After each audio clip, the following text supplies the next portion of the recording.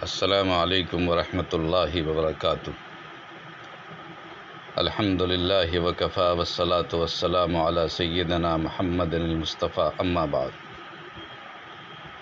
آج شرعی مسائل کی مجلس نمبر 4 میں ہم حاضر ہیں اور آپ جملہ حاضرین و سامعین کا استقبال کرتے ہیں اور اللہ تعالیٰ سے دعا کرتے ہیں کہ اللہ تعالیٰ ہمیں شریعت اسلامیہ کے مطابق اپنی مرضیات پر چلنے کی توفیق عطا فرمائے، آمین۔ آج کا سوال نمبر 1 ہے۔ ایک صاحب نے سوال کیا ہے کہ نماز میں سمیع اللہ لمن حمیدہ کہنے کے بعد امام کے لیے ربنا لک الحمد کہنا کیسا ہے؟ یعنی امام سمیع اللہ لمن حمیدہ اور ربنا لک الحمد دونوں کہہ دے تو کیا حکم ہے؟ جواب یہ ہے کہ نمازیوں کے حالات کے حساب سے دونوں کا الگ الگ حکم ہے۔ یعنی اگر کوئی انسان تنہا نماز پڑھ رہا ہو تو وہ سمیع اللہ لمن حمیدہ اور ربنا لک الحمد دونوں کہے گا، لیکن اگر نماز باجماعت ہو رہی ہے تو امام صرف سمیع اللہ لمن حمیدہ کہے گا اور مقتدی صرف ربنا لک الحمد کہیں گے۔ روایات حدیث میں یہی ترتیب ذکر کی گئی ہے اور حضرت امام ابو حنیفہ رحمۃ اللہ علیہ کا مسلک یہی ہے۔ لیکن اگر امام سمیع اللہ لمن حمیدہ کے ساتھ ربنا لک الحمد بھی کہہ دے تو یہ مقررہ ترتیب کے خلاف تو ضرور ہے، لیکن اس سے نماز خراب نہیں ہوگی۔ حنفیہ میں صاحبین کے نزدیک امام کے لیے بھی ربنا لک الحمد کہنے کی اجازت ہے۔ دوسرا سوال ہے کہ ایک شخص مسجد میں اس وقت پہنچا جب امام رکوع میں تھا اور جیسے ہی مقتدی رکوع میں گیا امام رکوع سے اٹھ گیا، تو کیا اس صورت میں مقتدی کو رکعت پانے والا کہا جائے گا یا پھر امام کے ساتھ کم سے کم ایک تسبیح پڑھنا ضروری ہے؟ اس کا جواب یہ ہے کہ امام کے رکوع میں رہتے ہوئے اگر مقتدی رکوع کے لیے جھک چکا تھا تو گو کہ اسے ایک بار بھی تسبیح پڑھنے کا موقع نہ ملا ہو، لیکن وہ رکوع پانے والا قرار پائے گا اور اس کی شرکت معتبر ہوگی۔ تیسرا سوال ایک صاحب نے پوچھا ہے کہ مقتدی کو امام کی کن کن چیزوں میں خاموش رہ کر اتباع کرنی چاہیے؟ جیسے امام قرأت کرتا ہے تو مقتدی نہیں کرتا، تو کیا رکوع و سجدہ وغیرہ کی اذکار و تسبیحات و تکبیرات وغیرہ میں بھی امام کا ہی پڑھنا کافی ہے یا مقتدی کو بھی اپنی تسبیح و تکبیر وغیرہ خود پڑھنا ہوگا؟ لکھا ہے کہ اسی طرح ایک جگہ دیکھا کہ مقتدی امام سے بھی زیادہ زور کے ساتھ تکبیرات کہہ رہے ہیں۔ جواب یہ ہے کہ مقتدی کو خاموش رہنے کا حکم صرف قرأت قرآن کے لیے، یعنی امام کی قرأت مقتدی کی طرف سے کافی ہو جائے گی۔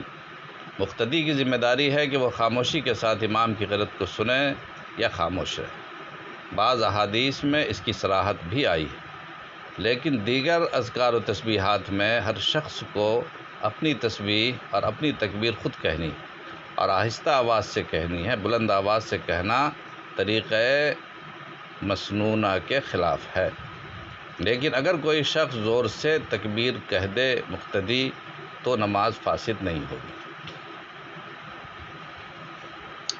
چوتھا سوال یہ ہے کہ وراثت میں لڑکا اور لڑکی میں مرد اور عورت کے درمیان فرق کیوں ہے؟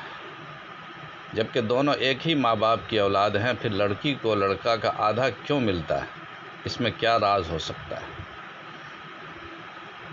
اس کے جواب میں پہلی بات تو یہ عرض ہے میرے دوست کہ شریعت کے احکام پر ہر حال میں عمل کرنا واجب ہے، چاہے ان کی وجہ اور ان کی حکمت سمجھ میں آئے یا نہ آئے۔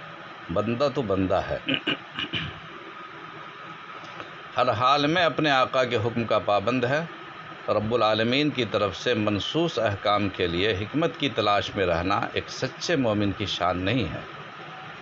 یہ علماء ربانیین اور مجتہدین کا کام ہے جو احکام کی علتیں تلاش کرتے ہیں اور ان کی حکمتوں سے بحث کرتے ہیں تاکہ دیگر نئے مسائل کو ان پر تطبیق دے سکیں اور حکم کی تخریج کر سکیں۔ عام انسانوں کو اس چکر میں پڑنا ہرگز مناسب نہیں ہے، بلکہ سخت نقصان دہ ہے۔ دوسری بات یہ ہے کہ وراثت کی تقسیم والدین کی وفات کے بعد ہوتی ہے، والدین کی زندگی میں نہیں ہوتی۔ اللہ تعالیٰ نے نظام وراثت کو موت کے بعد کے لیے جاری کیا ہے، زندگی میں نہیں، کہ یہ کہا جائے کہ دونوں ایک ہی ماں باپ کی اولاد ہیں، پھر برابری کیوں نہیں ہوئی؟ اگر باپ اپنی زندگی میں وراثت کی تقسیم کرے، اپنی جائیداد تقسیم کرے، تو اس صورت میں ان کے لیے شریعت کا حکم یہی ہے کہ ساری اولاد کے درمیان، چاہے وہ لڑکا ہو یا لڑکی، بغیر کسی کمی بیشی کے برابر تقسیم عمل میں لائی جائے۔ لیکن چونکہ وراثت کی تقسیم مرنے کے بعد ہوتی ہے اور مرنے کے بعد مال پر ورثہ کی ملکیت قائم ہو جاتی ہے، مرحوم والدین کی ملکیت ختم ہو جاتی ہے، اس لیے اب مسئلہ والدین اور اولاد کا نہیں رہتا، مسئلہ ورثہ کا ہے۔ شریعت نے ورثہ کے درمیان، وارثوں کے درمیان جو وراثت کی تقسیم کی ہے وہ ان کی قرابت اور ضرورت کی بنیاد پر کی۔ جہاں تک ضرورت کا معاملہ ہے تو عورتوں پر قانون شرع کے اعتبار سے کوئی مالی ذمہ داری نہیں ہے، ساری ذمہ داری مردوں پر عائد ہوتی ہے۔ بیٹی ہے تو باپ پر اس کی ذمہ داری ہے، بیوی ہے تو شوہر پر ذمہ داری ہے، بہن ہے تو بھائی پر اس کی ذمہ داری عائد ہوتی ہے۔ عورتوں کی تمام تر ذمہ داری مردوں پہ ڈال دی گئی، عورتوں کو کوئی ذمہ داری نہیں سونپی گئی۔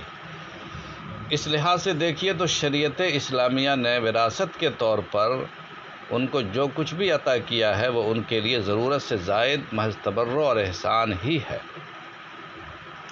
جن شکلوں میں مردوں کو عورتوں کے مقابلے میں زیادہ ملتا ہے، لیکن عورتوں کو جو بھی ملتا ہے وہ سب بچا رہتا ہے، جبکہ مرد کے پاس جو کچھ بھی آتا ہے اس کی ذمہ داریوں میں خرچ ہو جاتا ہے۔ مثال کے طور پر ایک شخص کا انتقال ہوا اور اس نے اپنے پیچھے ایک بیٹا اور ایک بیٹی کو چھوڑا، اور متروکہ مال مان لیجئے مثال کے طور پر 3 لاکھ روپے۔